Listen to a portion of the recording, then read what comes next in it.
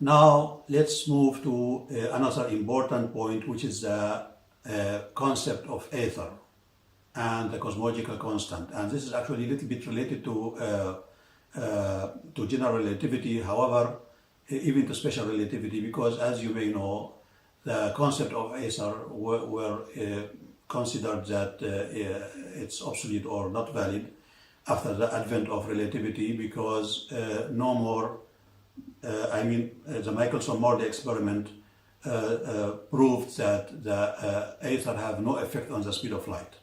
And that's because Aether was thought of as something filling space. Now, with this new theory of the duality of time, Aether is itself space. And even Einstein, actually, when he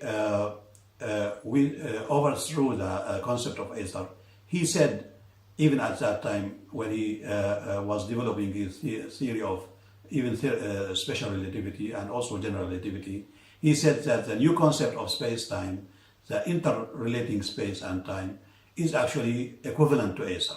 However, still Aether was just discarded because no more has any effect. With this new theory, Aether is actually the same as vacuum, because now space, the vacuum, the empty space, is physical. It's not anymore something empty. The difference between this duality of time theory and the vacuum in the duality of time theory and the normal vacuums that we think of before, at least not, in the general relativity, is that the vacuum of general relativity is a simple mathematical vacuum. However, in our duality of time, Aether and therefore vacuum is physical, because it's space being recreated. It has points and structure, and therefore it's more quantum mechanical. So it's like the ground state of for example, particles and motion. And that's why we said matter, for example, is described by CV, while vacuum is C0. So when no external activities happen, when zero temperature outside, we get the vacuum, which is equivalent to the Bose-Einstein condensate. So this new Aether, therefore, is actually able to explain why the speed of light is constant, because, as we said, this Aether is equivalent to C0, and therefore it's the speed of light is a motion in the inner level, while the velocity is our motion in the outer imaginary level. And because these two levels of time are orthogonal on each other, they don't feel each other. So no matter how long, how fast we can move in the outer time, we cannot affect the speed of light, which is the speed of the vacuum, that is the Aether.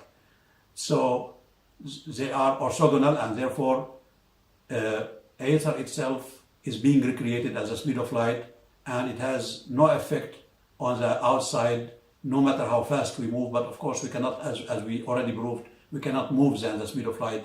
If we try to move than the speed of light, and if we ever get higher than the speed of light, not by acceleration, of course, by pairing with other supersymmetrical particle, we will be in a higher level, and therefore we will create a new dimension. So the good news is that when you take this Aether into account, you will actually get rid of this cosmological constant problem, because this new Aether now has energy, and therefore this is dark energy and dark matter.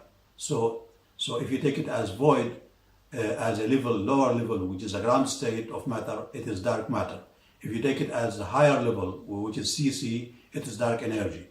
And therefore this will be the starting point to reconcile the concept of vacuum in the theory of relativity with the concept of vacuum in the quantum mechanics, and therefore we will be able to solve, inshallah, the cosmological problem or problems, because actually there are more than one, as you know.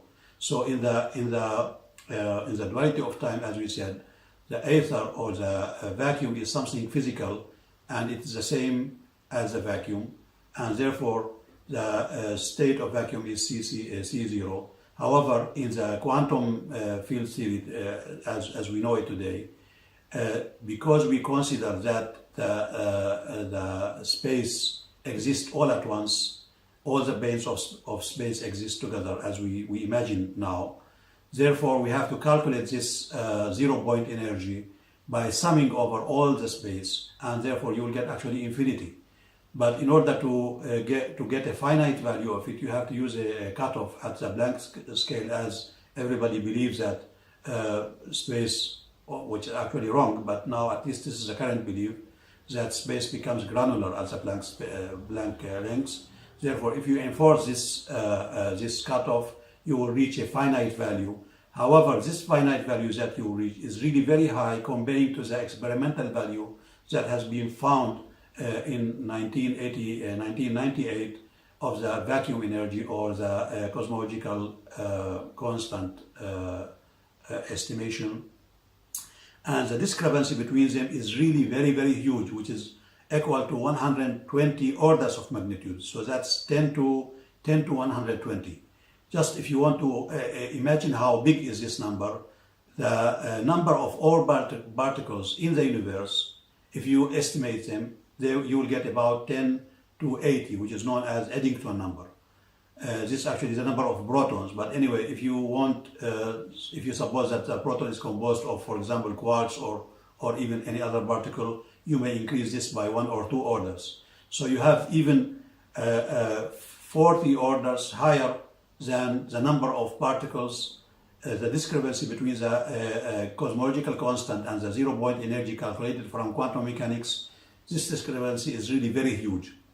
This discrepancy will disappear in the duality of time theory, because we should not sum over all the states. And therefore we should take the average, because only one point exists at a time.